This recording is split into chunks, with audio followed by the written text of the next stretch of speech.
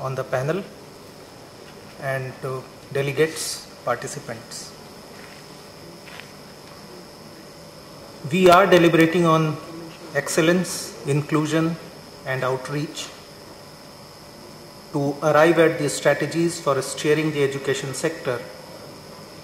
And as our Secretary, Shri Ashok Thakur has just now said, that so far as the GER in higher education is concerned, we are nearing our goal. But obviously the next question is, what after GER is achieved, the target levels are achieved? Actually, GER is to provide opportunity to people in the relevant age group to enhance their knowledge, competencies and skills to become more productive and useful for the economy. And unless quality of higher education is enhanced, gains of higher GER would be rather limited. So how do we tackle this problem? It is not that India has not been trying it. It may be that Indian efforts have not been seen the world around. Sorry. And Government of India has in 2009 itself taken a very bold initiative when nearly $1 billion were sanctioned for the National Mission on Education through ICT. I am sure many in this room would not have even heard of it. But what has been going on silently is what the speaker just before me mentioned and wanted India to do. The real aim of National Mission on Education through ICT is to look towards those who are poor, who cannot get inclusion even through the digital resources. India has a unique problem. Everybody doesn't have the luxury of having laptops and connectivity and therefore have access to Coursera or whatever is available worldwide in open access. How do we tackle that? This mission has been trying to do that through 3 core strategies. Content creation of the highest quality, connectivity to all the colleges and universities in India, irrespective of whether they are public or privately funded. And third is access devices, so that the cycle is complete.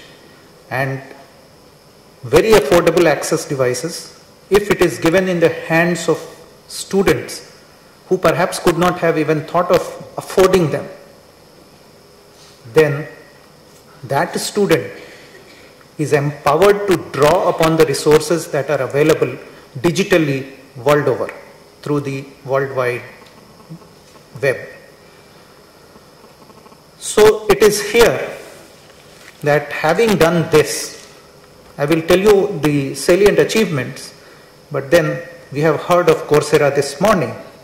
How many of us have heard of NPTEL, National Program on Technology Enhanced Learning?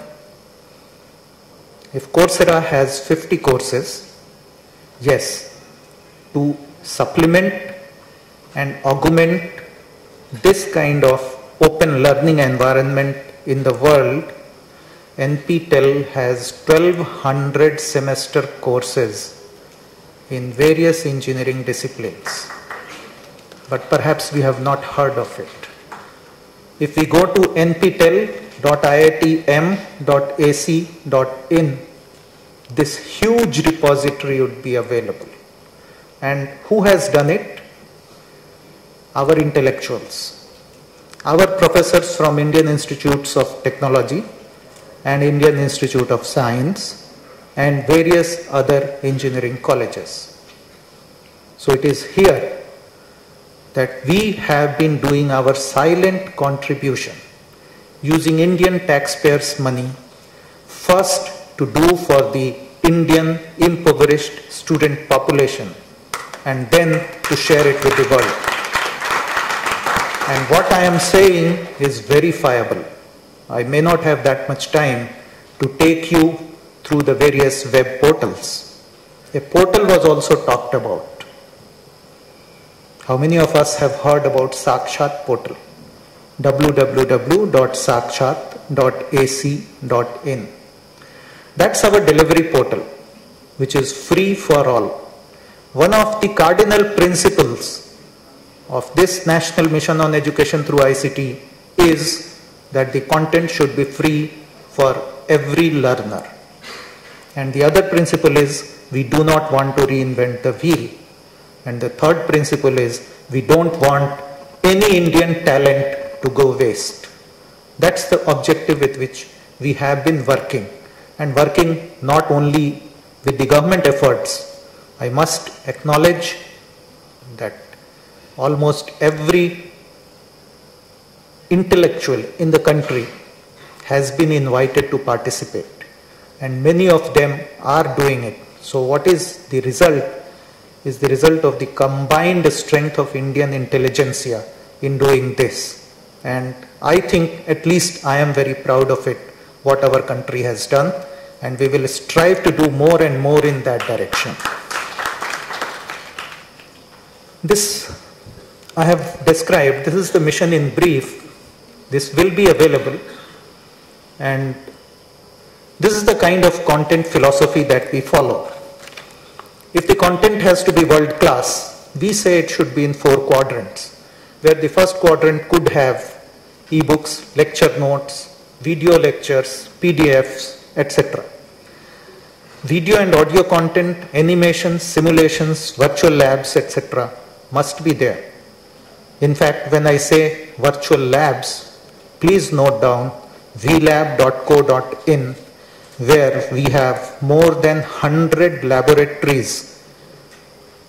Each lab has 8 to 10 experiments, and some of them are simulation labs and some of them are remote actuated labs, where costly equipment in various Indian universities and IITs and IISc is available on the web.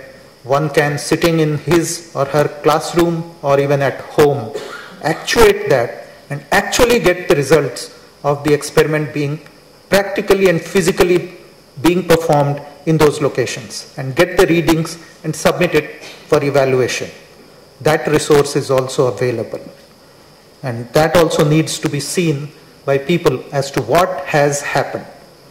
We have been saying that we don't have good practical facilities, and therefore Indian learners don't get that kind of exposure. Now, I have done, sitting in my room, I have operated an electron microscope which was in IIT Delhi, and the samples could be seen and photographs could be taken. If that's the level of sophistication that is being offered through this kind of website, then I think even a student in the remotest corner of India has the ability to operate such costly equipments and gain the insight into the worlds of knowledge.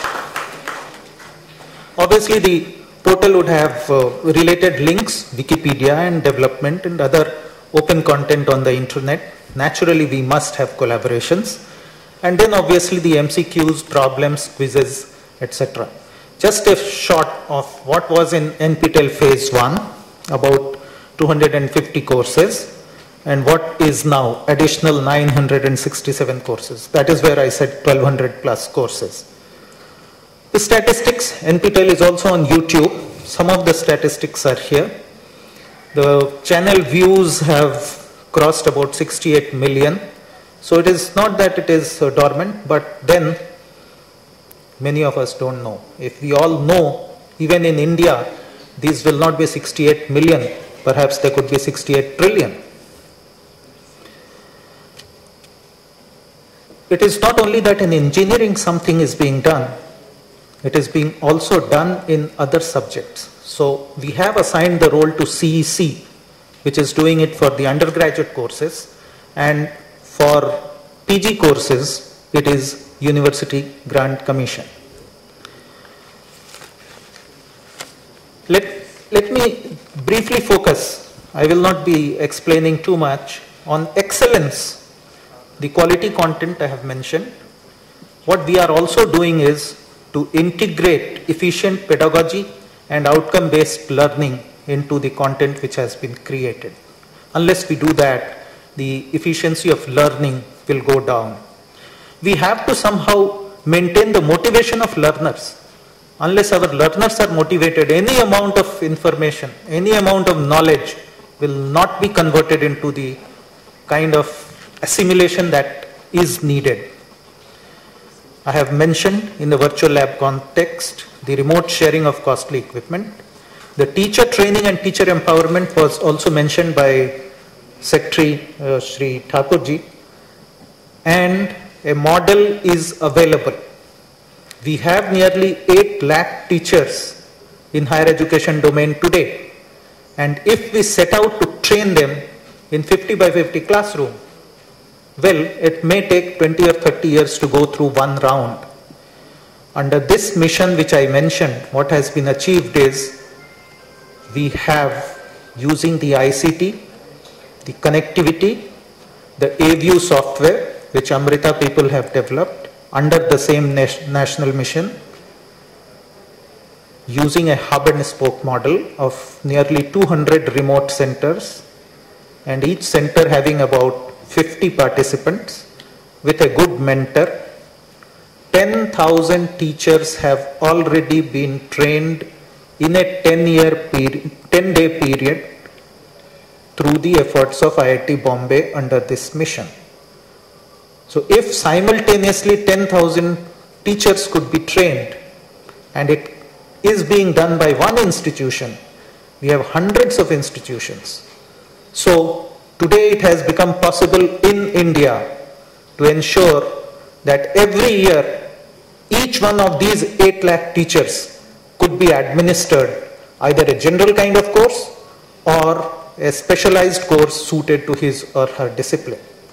Now that would be teacher empowerment. Unless we do that, the quality enhancement perhaps would not be possible. And only a year ago we were grappling with the problem. Now we have the solution which has been demonstrated, and it is highly successful. It's another matter that we are trying to expand that 10,000 at a time to maybe 20,000, 30,000, depending on the level that could be managed administratively. What else is needed? We have been saying we have such a huge mass of learners. What about the research outcome?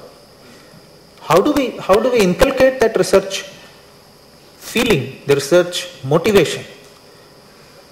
Unless somebody knows what is going on in the field of knowledge through e-journals, it would be well nigh impossible to do research which is meaningful and worthwhile.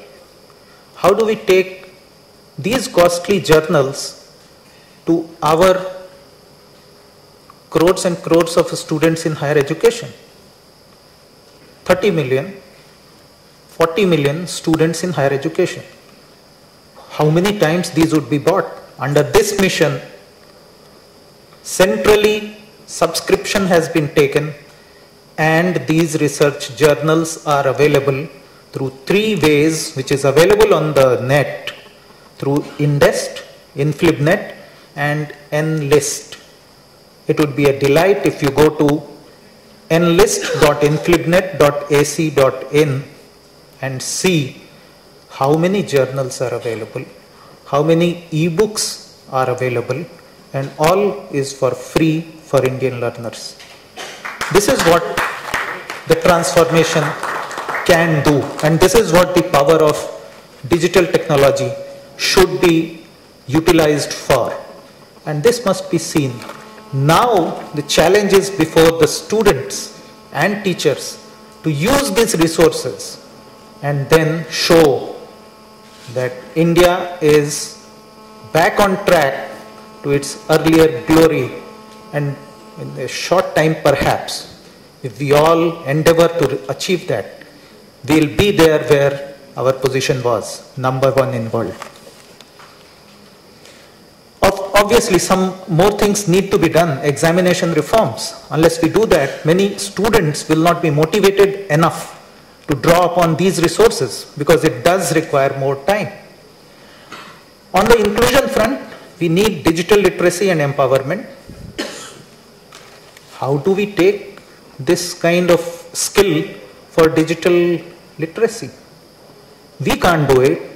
Through the net it can't be done.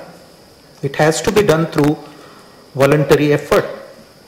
We need, I must acknowledge, there was a corporate social responsibility project of Microsoft where they came forward and implemented a program called Saksham. And many people were trained.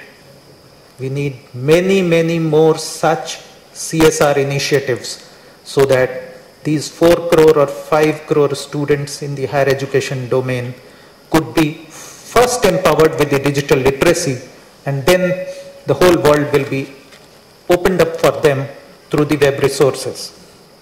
Provision of Akash. If we look at the costs, it was this cost which propelled us to look for something which could be as low cost as 2,276 rupees for a tablet which can do almost anything that a normal desktop could do. I don't have that much time. This is the improved version of Akash. It can play high definition video. It can do all the assignments. If you want to solve differential equations and plot graphs using Scilab, you can do it here. If you want to operate